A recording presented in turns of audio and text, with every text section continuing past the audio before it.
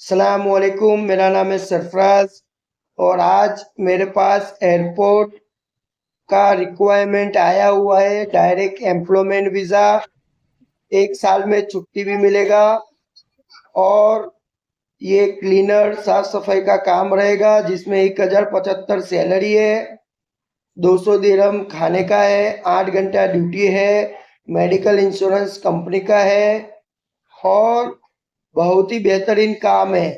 तो जिसको भी दुबई के लिए जाना है एयरपोर्ट के लिए तो प्लीज़ मुझे कांटेक्ट करें। 100% आपका काम हो जाएगा। पेमेंट वीज़ा के बाद है।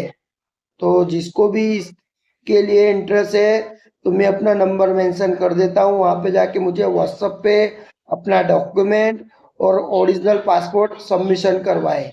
और ऐसी वीडियो देखने के लिए हमारे फेसबुक चैनल को like, share and subscribe and follow.